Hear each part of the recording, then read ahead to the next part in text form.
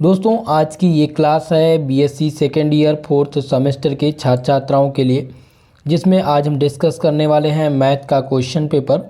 ये question paper महाराजा Suheldev Azamgarh university द्वारा आयोजित कराया गया है, जो कि 2022-23 सत्र का है। ऐसे छात्र छात्राएँ जिनका एग्ज़ाम इस बार रिटन पैटर्न के आधार पर होना है, यानी कि लिखित प्रकार की परीक्षा जिन यूनिवर्सिटी में होनी है, उन सभी विद्यार्थियों के लिए यह मॉडल पेपर बहुत ही महत्वपूर्ण रहेगा। इस क्वेश्चन पेपर में दोस्तों आप सभी को कुछ ऐसे प्रश्न देखने को मिलेंगे जो रिपीटेड हैं और जो हर बार एग्ज़ाम में पूछे गए हैं। जितने भी प्रश्न इसमें पूछे गए हैं लगभग मॉडल पेपर से ही पूछे गए थे, जो मैंने आप लोगों के लिए मॉडल पेपर तैयार किया था। बाकी आज के इस क्वेश्चन पेपर को डिस्कस करते हैं और सभी लोग जो मैं प्रश्न बताऊँगा उस प्रश्न को आप नोट करते जाइएगा, क्योंकि वो इम्पॉर्टेंट होंगे। ये आपकी परीक्षा जो कराई जा रही थी वो NEP के अंतर्गत कराई जा रही थी, नई शिक्षा नीति के अकॉर्डिंग। और NEP के अकॉर्डिंग जो फोर्थ सेमेस्टर में आप लोग मैथ पढ़ रहे हैं, उसका जो पेपर टाइटल है वह है डिफरेंशियल इक्वेशन एंड मैकेनिक्स। यानी पार्ट ए आपका है डिफरेंशियल इक्वेशन और पार्ट बी में आप पढ़ेंगे मैकेनिक्स। तो दोस्तों सबसे पहले मैं आपको बता दूं इसमें सबसे ज़्यादा इम्पोर्टेंट कौन सा है, यानी पार्ट ए और पार्ट बी में सबसे ज़्यादा प्रश्न किस टॉपिक से पूछे गए हैं, इस क्वेश्चन पेपर के अंतर्गत आपको देखने को मिलेगा। फिलहाल सबसे ज़्यादा जो प्रश्न आएंगे वो आपके पार्ट ए से आएंगे, यानी डिफरेंशियल इक्वेशन से, और पार्ट बी से लगभग 40% क्वेश्चन आएगा और 60% क्वेश्चन जो आपके बनेंगे वो डिफरेंशियल इक्वेशन से बनेंगे। यानी कि सबसे सर्वाधिक महत्वपूर्ण आपका कौन सा है, वो पार्ट ए हो जाता है। समय देखिए 3 घंटे का इसे यूनिवर्सिटी में दिया गया है।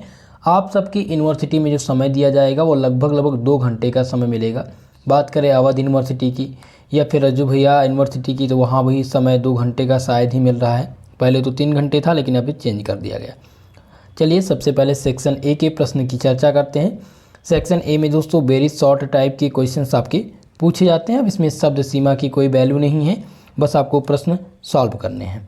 और मैथ का पेपर डिस्कस करने से पहले एक चीज़ और आप सबको बता दूं दोस्तों, मैथ में क्या होता है कि स्टेप बाय स्टेप मार्क्स आपको मिलते हैं। अगर आप कोई भी प्रश्न हल कर रहे हैं और उसका हाफ ही प्रश्न आपको पता है, तो अगर आप हाफ प्रश्न ही हल कर देते हैं तो एग्जामिनर अगर 4 नंबर का प्रश्न है और आपने आधा प्रश्न सही हल किया है तो आपको 2 नंबर दे देगा। ओके, तो चलिए सबसे पहले प्रश्न देखते हैं। पहला प्रश्न इसमें पूछा गया है, right the formula of normal form of second order linear differential equation. यहाँ पर आपसे पूछा गया है लीनियर डिफरेंशियल इक्वेशन का आपसे क्या पूछा गया है दोस्तों, normal form order linear differential equation. तो यहाँ पर कभी कभी पूछ लेता है कि इसका सेकेंड ऑर्डर का फॉर्म क्या है, ये लीनियर डिफरेंशियल इक्वेशन का, ये आप डिफाइन करिए। तो ये क्वेश्चन आपके लिए इंपॉर्टेंट है। आप completely order of linear differential equation के टॉपिक्स को तैयार कर लीजिएगा। यह आपका क्वेश्चन रिपीटेड है। अगला प्रश्न देखिए, question number 2, so that P base n 1 = 1। दोस्तों आपको बता दें ये जो 2 नंबर प्रश्न है आपका, ये सेम तो नहीं पूछा जाएगा कि यही प्रश्न आपके एग्जाम में रिपीट होगा, क्योंकि ये वेसल और लैरेंज थ्योरम से है, नहीं कि आपका जो सेकंड यूनिट है, सेकंड यूनिट का ये प्रश्न पूछा गया था। तो इस टाइप के लगभग 3 से 4 एग्जाम्पल आप ज़रूर हल कर लीजिएगा। इसके टाइप्स आपसे ज़रूर पूछे जाएंगे। मैं ये नहीं कह रहा कि सेम यही प्रश्न आपसे रिपीट होना है, जो रिपीटेड है वो मैं बताऊंगा कि वही प्रश्न आएगा, लेकिन आप बहुत ही बारीकी से समझिएगा, नहीं तो आप फिर कमेंट बॉक्स में लिखेंगे कि सर आपने बताया था और आप आया नहीं। इस टाइप के प्रश्न आपके एग्जाम में आपको एक तो वेरी शॉर्ट और एक शॉर्ट टाइप, यानी कि 2 प्रश्न देखने को मिलेंगे, लेकिन ठीक यही प्रश्न नहीं रिपीट होगा, इसके टाइप्स रिपीट होंगे। तो इस टाइप के प्रश्न आप तैयार करके जाइएगा। नेक्स्ट देखिए, आपका तीसरा प्रश्न जो पूछा गया है वो है prove that J 1 - (2) x = (2/x π cos x)। ये क्वेश्चंस भी आपसे पूछा जा सकता है और ये रिपीटेड हैं, तो आप इस प्रश्न को भी तैयार कर लीजिएगा। नेक्स्ट आपका इसमें पूछा गया था क्वेश्चन नंबर 4, जो कि है डिफाइन द कॉन्टिलीनियर PDE। ये क्वेश्चंस आपके लिए बहुत ही इम्पॉर्टेंट है दोस्तों, ये रिपीट होगा, आप ध्यान दीजिएगा। ये क्वेश्चंस रिपीट होने की संभावना है, तो चौथा प्रश्न आप रिपीटेड के टर्म में नोट कर लीजिए, BBIMP है, ठीक है, वेरी मोस्ट इम्पॉर्टेंट। तो आपके एग्जाम में ये प्रश्न जरूर बनेगा। नेक्स्ट प्रश्न देखिए, 5वां प्रश्न वेरी शॉर्ट टाइप का, जो कि पूछा गया था, सॉल्व P कि P square plus Q square equal to 1। ये क्वेश्चन भी आपके लिए इम्पॉर्टेंट है और रिपीट ज़रूर होगा। सेम यही प्रश्न आपके एग्जाम में रिपीट होगा। सो पांचवा प्रश्न बहुत ही महत्वपूर्ण है, सो इस प्रश्न को आप लोग तैयार कर लीजिएगा। अगला प्रश्न देखिए, क्वेश्चन नंबर 6 जो कि पूछा गया, डिफाइन द काइनेमेटिक्स। काइनेमेटिक्स क्या होती है, ये क्वेश्चन आपसे पूछा जा सकता है, सो आप इसको देख के तैयार कर लीजिएगा। अगला प्रश्न देखिए 7वां है, पूछा गया था define the virtual work. Virtual work के बारे में मॉडल पेपर में दिया था। अगर आपने मॉडल पेपर हमारा देखा होगा तो वहाँ पर आपने देखा होगा ये प्रश्न मैंने मेंशन किया। वर्चुअल वर्क बहुत ही महत्वपूर्ण है, सो आप ये रिपीट आपके एग्जाम में होना है, ज़रूर इसको आप तैयार कर लीजिएगा। वेरी वेरी मोस्ट इम्पॉर्टेंट, ठीक है दोस्तों। यूनिट नंबर 4 आप जब पढ़ेंगे तो इसमें आप पढ़ेंगे origin of second order partial differential equation. तो जैसा कि यहाँ पर जो पूछा गया था, यहाँ पर क्या पूछा गया था, define the quantity linear partial differential equation, इसको आपको परिभाषित करना है। तो आप ध्यान दीजिएगा, क्वेश्चन नंबर 4 में एक बार फिर से रिपीट करूँगा क्योंकि ये आपके एग्जाम में इस बार बनने की संभावना है। सो ये प्रश्न आप कंप्लीटली तैयार कर लीजिएगा। ओके, 8वां प्रश्न पूछा गया था दोस्तों, define the null line and null plane. Null line क्या होती है और नल प्लेन क्या होते हैं, ये भी आप तैयार कीजिए। ये आप देखेंगे मॉडल पेपर में, मैंने इसको बताया था कि मॉडल पेपर में इस क्वेश्चंस को तैयार कर लीजिएगा। और दोस्तों इसमें यूनिट नंबर 6 का ये प्रश्न है और यूनिट नंबर 6 में दोस्तों पूछा जाता था वर्चुअल वर्क। वर्चुअल वर्क क्या होता है, स्टेबल एंड अनस्टेबल इक्विलिब्रियम क्या है, ये सबसे इंपॉर्टेंट है। स्टेबल एंड अनस्टेबल इक्विलिब्रियम ये जरूर आपसे एग्जाम में पूछा जाएगा, ठीक है। तो यह आप इसको तैयार करेंगे। अगला प्रश्न देखिए, क्वेश्चन नंबर 9 जो कि पूछा गया है, right the condition of stable and unstable equilibrium. यहाँ पर आपको कंडीशन बतानी है, कंडीशन बतानी है कि इसकी क्या कंडीशन है स्टेबल और अनस्टेबल इक्विलिब्रियम की।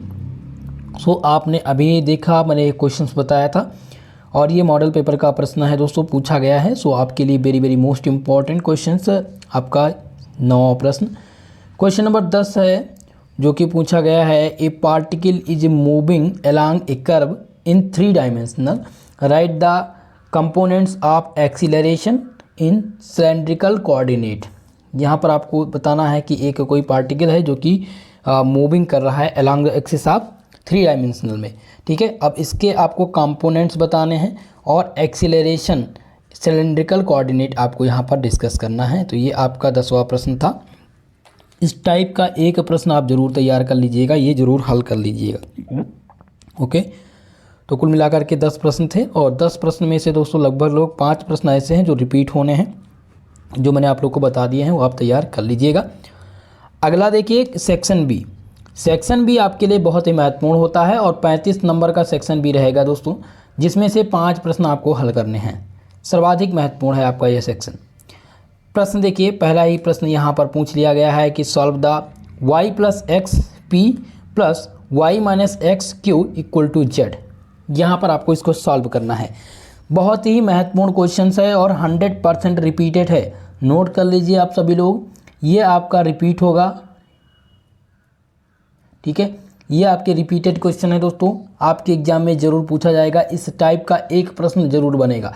सो लगभग 2 से 3 एग्जाम्पल आप इसको हल कर लीजिएगा, सॉल्व कर लीजिएगा। दूसरा प्रश्न, तीसरा प्रश्न इसमें आप देखिए, क्वेश्चन नंबर 3 है, solve the partial differential equation by method of variation of A parameters. सबसे महत्वपूर्ण क्वेश्चन मैंने आप लोग को बताया था, अभी स्टार्टिंग में भी मैंने चर्चा की थी कि आपका जो पार्ट ए है पार्शियल डिफरेंशियल इक्वेशन, ठीक है, यानी कि जो आपका डिफरेंशियल इक्वेशन है पार्ट ए आपका जो है वो डिफरेंशियल इक्वेशन है, पार्ट 2 आपका मैकेनिक्स है। तो अभी तक आपको जो प्रश्न देखने को मिले सेक्शन ए में लगभग 70% क्वेश्चन जो थे वो आपके किससे थे, यानी कि डिफरेंशियल इक्वेशन पार्ट ए से थे। ठीक इसी प्रकार से पार्ट बी में भी देखने को मिलेगा, यानी शॉर्ट सेक्शन में। पहला प्रश्न आपने देखा, यह भी आपके सेक्शन ए से ही है, पार्ट ए से ही है। दूसरा प्रश्न आपने इसमें देखा, तो दूसरा प्रश्न आप देख रहे हैं कि यहाँ पर पूछा गया था कि solve the partial differential equation by methods of variation of parameters. Okay, partial differential equation को सॉल्व कीजिए किसके मेथड से, यहाँ पर वेरिएशन ऑफ पैरामीटर्स के मेथड से। सो आपके लिए तीसरा प्रश्न बहुत ही महत्वपूर्ण है, very very most important. Next question देखिए, ये आपको किस मेथड से सॉल्व करना है दोस्तों, ये आपको सॉल्व करना है वेरिएशन ऑफ पैरामीटर्स के मेथड से इस क्वेश्चन को आपको सॉल्व करना है। ओके, और ये सबसे इम्पॉर्टेंट प्रश्न है, ये रिपीट होना है, मैं एक बार पुनः बताऊंगा, इसको आप नोट कर लीजिए। लगभग 2 से 3 एग्जाम्पल सेम टाइप के आप हल कर लीजिएगा। मैं सॉल्व पेपर भेज चुका हूँ टेलीग्राम पर, पुनः आज मैं एक बार फिर से भेज दूंगा और उसको आप तैयार कर लीजिएगा। अगला प्रश्न दोस्तों, solve the d2 minus D dash plus D dash square Z equal to 12xy। ये आपको सॉल्व करना है। ये क्वेश्चंस मैंने मॉडल पेपर में दिया था, सेम यही प्रश्न पूछ लिया गया है और सेम यही प्रश्न आपके एग्जाम में पूछा भी जाएगा। लगभग 3 से 4 एग्जाम्पल इस प्रश्न के सॉल्व कर लीजिएगा। ये टाइप जरूर पूछा जाएगा। इस टाइप का प्रश्न आप सबको पता है, आप लोग अब 4th सेमेस्टर में हैं और आपने अभी तक के 3 एग्ज़ाम दिए, यानी फर्स्ट सेमेस्टर, सेकंड सेमेस्टर और थर्ड सेमेस्टर। इसमें आपको देखने को मिला होगा कि जो आपका थ्योरेटिकल क्वेश्चन है वही ज़्यादा से ज़्यादा रिपीट होता है। बाकी जो रिपीट होते हैं प्रश्न उनके टाइप से रिपीट होते हैं, कुछ प्रश्न हैं जो रिपीट होते हैं। जैसे कि मैं यह 4 नंबर प्रश्न देख रहा हूँ, ये प्रश्न रिपीट होना है, तो इसको आप सॉल्व जरूर कर लीजिएगा। अगर आप चाहते हैं कि आपका 7 मार्क्स यानी 7 नंबर कंप्लीट हो जाए तो आप इस क्वेश्चन को तैयार करके जाइएगा। अगला प्रश्न देखिए, क्वेश्चन नंबर 5 जो कि है फाइंड द कंप्लीट इंटीग्रल। इसका आपको कंप्लीट इंटीग्रल फाइंड करना है और ज़रूर यह क्वेश्चन आपके एग्जाम में आएगा। P Q equal to P X plus Q Y, ये आपके लिए इम्पॉर्टेंट है, वेरी वेरी मोस्ट इम्पॉर्टेंट, और ये ज़रूर पूछा जाएगा। दोस्तों आप सब लोग हमारा जो मॉडल पेपर है वो इसके डिस्क्रिप्शन बॉक्स में मिल जाएगा। मॉडल पेपर भी आप तैयार कर लीजिएगा क्योंकि वहाँ से प्रश्न आपके एग्जाम में पूछे गए थे। जो मैंने मॉडल पेपर तैयार किया था उसी में से सारे के सारे प्रश्न आजमगढ़ यूनिवर्सिटी में पूछे गए हैं।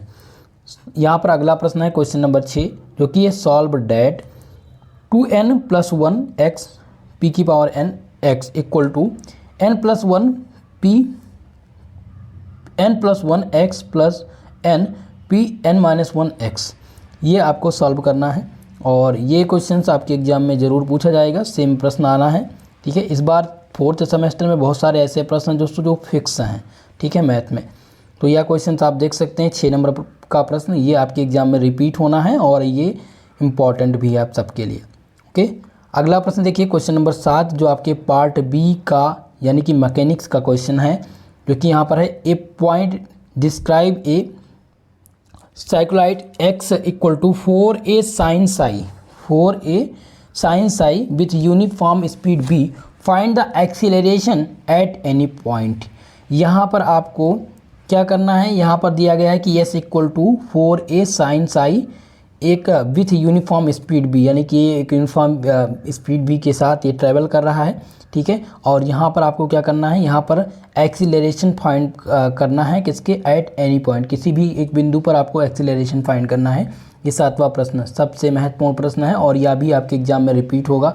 ध्यान से इस क्वेश्चन को तैयार कर लीजिएगा, आपके लिए बहुत ही महत्वपूर्ण है। 8वां प्रश्न देखिए दोस्तों, यहाँ पर पूछा गया था find the components of velocity in the radial and transverse direction. Okay दोस्तों, यहाँ पर पूछा गया था कंपोनेंट फाइंड करने के लिए कि find the component of velocity, velocity का कंपोनेंट क्या है और रेडियल एंड ट्रांसवर्स डायरेक्शन में दोनों आपको बताना है। तो आपको रेडियल और ट्रांसवर्स डायरेक्शन ये दोनों तैयार कर लेना है, बहुत ही महत्वपूर्ण है। 8वां प्रश्न सर्वाधिक महत्वपूर्ण प्रश्न है। ठीक है, नेक्स्ट देखिए 9 नंबर क्वेश्चन जो पूछा गया है वो सबसे महत्वपूर्ण है। यहाँ पर मैं आपको बता दूँ BBIP प्रश्न है, सबसे महत्वपूर्ण प्रश्न, जो कि है ए hemisphere rested in equilibrium of the sphere of equal radius so that the equilibrium of unstable when the curved that stable when the flat surface of the hemisphere rest on the sphere। दोस्तों ये questions आपके लिए important है क्योंकि ये आपसे repeat होगा, बहुत ही महत्वपूर्ण क्वेश्चंस है आपका। ओके, तो इस प्रश्न को भी आप कंप्लीटली तैयार करके जाइएगा अगर आप चाहते हैं कि आपको कंप्लीट मार्क्स मिले। कहने का मतलब ये है आपने सेक्शन ए देखा और सेक्शन बी के प्रश्न को देखा और इसके बाद में अगर आप मॉडल पेपर उठाकर देखेंगे तो लगभग प्रश्न आपको देखने को मिलेंगे। जो आपका विश्वास है वो लगभग दोस्तों 60 से 70% क्वेश्चन मॉडल पेपर से मिलते ही मिलते हैं आपको, अगर आपने अच्छे से प्रिपरेशन कर रखा है तो, जो मैंने बताया है। तो इस क्वेश्चन पेपर में भी लगभग 40% क्वेश्चन ऐसे हैं जो रिपीट होने हैं, जैसा कि मैंने आप लोग को बता चुका हूं, जो रिपीटेड है। अब हम सेक्शन सी के प्रश्न की चर्चा कर लें। सेक्शन सी में कौन से प्रश्न पूछे गए थे? लॉन्ग टाइप के प्रश्न इसमें पूछे जाते हैं दोस्तों। 2 प्रश्न ही आपको हल करना है। पहला प्रश्न देखिए, पूछा गया है the find general solution in series of power of X of equation. यहाँ पर जनरल सोल्यूशन सीरीज का फाइंड करना है, जो कि दिया गया है 1 minus X square D two Y upon D X two plus D X D Y D X plus Y equal to 0। ये क्वेश्चन आपका सबसे इम्पॉर्टेंट है, वेरी मोस्ट इम्पॉर्टेंट क्वेश्चंस। ये क्वेश्चंस आपके एग्जाम में बनेगा और 10 नंबर दे करके जाएगा, आपको तैयार कर लीजिएगा दोस्तों। अवध यूनिवर्सिटी या फिर आप हमारे रज्जू भैया यूनिवर्सिटी से हो, या फिर आप आगरा यूनिवर्सिटी से हो, वीर बहादुर पूर्वांचल यूनिवर्सिटी से हो, बिहार यूनिवर्सिटी के छात्र छात्राएँ हों, या फिर आप अदर यूनिवर्सिटी से, यूपी के जितने भी यूनिवर्सिटीज़ हैं, अगर आप यूपी से बिलोंग करते हैं या यूपी की अदर स्टेट्स यानी अदर स्टेट से भी बिलोंग करते हैं, तब भी ये आपके लिए इम्पॉर्टेंट है ये क्वेश्चन पेपर, जितनी भी क्लास में दे रहा हूँ NEP के अंतर्गत। ओके दोस्तों, वीडियो पसंद आई हो प्लीज़ वीडियो को लाइक शेयर ज़रूर कर दीजिएगा, और जो भी चैनल पर नए हैं चैनल को सब्सक्राइब जरूर कर लीजिए। क्वेश्चन नंबर 11 देखिए, अगला प्रश्न भी आपके डिफरेंशियल इक्वेशन से ही है। D X square D two Y upon D X two minus 2x 1 plus X D Y D X plus 2 1 plus X Y equal to X की पावर यानी एक्स क्यूब। ठीक है, ये 11 नंबर प्रश्न सबसे महत्वपूर्ण है। अगर आपने डिफरेंशियल इक्वेशन दोस्तों, अगर आप लॉन्ग टाइप का प्रश्न हल करना चाहते हैं और चाहते हैं लॉन्ग टाइप का जो 20 नंबर के पूछे जाते हैं वो कम्प्लीटली हमें तैयार हो जाए, तो आप शुरुआती का यूनिट नंबर 1 और 2 ये दोनों तैयार करके जाइए। ये मानकर चलिए आपका यहीं से लॉन्ग टाइप के क्वेश्चंस आपको मिलेंगे। 2 प्रश्न करने थे और 2 प्रश्न अगर आपने डिफरेंशियल इक्वेशन पढ़ा है तो पहला प्रश्न ये आपका और दूसरा ये दोनों प्रश्न आपको यहीं पर मिल गए। ठीक है, नेक्स्ट क्वेश्चन देखिए, क्वेश्चन नंबर 12 है a force P act along the axis of another force NP along a generator of the cylinder x square plus y square equal to a square so that the central axis line in center। ठीक है, यहाँ पर क्या दिया गया है, n square N X minus Z का square plus 1 minus N का square Y square equal to n की पावर 4 एक स्क्वायर। ये आपको यहाँ पर फाइंड करना था, जो सबसे इम्पॉर्टेंट था आपके लिए। ठीक है, यह भी आपके लिए इम्पॉर्टेंट है, ये 3 स्टार से मैं डिनोट कर दे रहा हूँ, ये बहुत इम्पॉर्टेंट क्वेश्चन है। नेक्स्ट क्वेश्चन देखिए, क्वेश्चन नंबर 13 जो कि पूछा गया है, a particle moving with the central acceleration with a various intensity as a cube of distance if it be projected from a except of distance a from the origin with velocity of circle of radius a so that the equation of its path। यानी इसका equation आपको find करना है, और equation क्या दिया गया है, r cos theta upon √2 equal to a, जो सबसे महत्वपूर्ण क्वेश्चन है। इस टाइप के लगभग 3 प्रश्न आप लोग जरूर तैयार कर लीजिएगा लॉन्ग टाइप के। और अगर आप नहीं चाहते हैं पार्ट बी में जाना, तो पार्ट बी में जो भी आपका पार्ट ए अगर आप अच्छे से तैयार कर रखे हैं, अगर पार्ट ए आपका तैयार है तो फिर आपको कोई दिक्कत नहीं है। लॉन्ग टाइप के जो भी प्रश्न देखने को मिलेंगे वहीं से देखने को मिलेंगे। पूरा का पूरा क्वेश्चन पेपर मैंने डिस्कस कर दिया, और इस क्वेश्चन पेपर में आपको देखने को मिला कि सबसे ज़्यादा जो प्रश्न पूछे जा रहे हैं, लगभग अगर रेशियो निकाला जाए तो आप देखेंगे 70% क्वेश्चन आपके पार्ट ए से हैं, यानी डिफरेंशियल इक्वेशन से हैं। बाकी जो आपका पार्ट ए से जो प्रश्न पूछे जाएंगे वो लगभग कन्फर्म है दोस्तों 60%। पार्ट बी से जो प्रश्न आएंगे वो आएंगे 40%। अगर आप अच्छे से तैयार कर लेते हैं पार्ट ए, ठीक है, एकदम कम्प्लीटली, और पार्ट बी में अगर आपका जैसे कि पार्ट बी के अंतर्गत कितनी यूनिट्स हैं, 4 यूनिट्स, और 4 यूनिट्स में शामिल कौन कौन सा है, आपका शामिल है यूनिट नंबर 5, यानी कि जिसमें frame of reference, work energy या फिर एनर्जी प्रिंसिपल के बारे में पढ़ेंगे, या 3 डायमेंशनल के बारे में पढ़ेंगे। ठीक है, नल लाइन और प्लेन्स के बारे में पढ़ेंगे। ये आपका 5वां यूनिट है।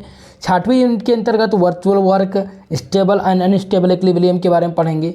आपकी 7वीं यूनिट है जिसमें वेलोसिटी, एक्सीलरेशन के बारे में पढ़ेंगे, ट्रांसवर्स डायरेक्शन क्या होता है, फिर इसी में आप सिंपल हार्मोनिक मोशन पढ़ेंगे जो सबसे इंपॉर्टेंट है, और इलास्टिक स्ट्रिंग भी इसके अंतर्गत पढ़ेंगे। सिंपल हार्मोनिक मोशन आप लोग तैयार कर लीजिएगा, SHM। हो सकता है यहाँ से एक प्रश्न आपके एग्जाम में रिपीट हो जाए। और 8वीं यूनिट आपकी है जिसमें आप पढ़ेंगे moving of particle variation mass. Variation mass बहुत महत्वपूर्ण है, और इसमें एक टॉपिक और नोट कर लीजिए 8वीं यूनिट में दोस्तों। आपकी 8वीं यूनिट में एक क्वेश्चन है जो केपलर्स लॉ है, ठीक है, केपलर्स लॉ, केपलर का नियम, ये आप तैयार कर लीजिएगा। ये शॉर्ट टाइप में पूछे जाने की संभावना है। और इसी में आप rotational frame reference, rotating frame reference आप जरूर तैयार कर लीजिएगा। Okay, stable and unstable equilibrium जो मैंने बता दिया है तैयार करना है। सिंपल हार्मोनिक ऑसिलेटर ये भी आपको तैयार, सिंपल हार्मोनिक मोशन ये भी आपको तैयार होना चाहिए अच्छे से। और velocity and acceleration along the radial and transverse direction and जो है नॉर्मल डायरेक्शन, ये भी आपको तैयार होना चाहिए। तो कुल मिलाकर के कहने का तात्पर्य है कि अगर आपका पार्ट ए तैयार हो जाए डिफरेंशियल इक्वेशन, और पार्ट बी में मेन टॉपिक जैसे कि आपका फ्रेम ऑफ रेफरेंस हो गया, नल लाइन एंड प्लेन लाइन, ये आपका तैयार हो जाए। तीसरा topic virtual work, stable and unstable equilibrium, ठीक है। नेक्स्ट आपको इसमें क्या तैयार कर लेना है, simple harmonic motion, velocity acceleration along the radial and transverse direction. और इसमें और आपको क्या तैयार करना है, तैयार कर लेना है rotating frame of reference, Kepler's का नियम, और motion of particle of varying mass. Okay, इतना तैयार हो जाए तो आपका पूरा का पूरा मैथ का टॉपिक कंप्लीट हो जाएगा, और सारे के सारे प्रश्न यहीं से आपको देखने को मिलेंगे। दोस्तों ये वीडियो आप सबको पसंद आई हो, प्लीज़ वीडियो को लाइक शेयर कर दीजिएगा। कल की क्लास में मैं मैथ का एक नया मॉडल पेपर यानी कि पूरे यूनिट के इम्पॉर्टेंट क्वेश्चंस की चर्चा करूंगा, जिसमें जो सर्वाधिक महत्वपूर्ण प्रश्न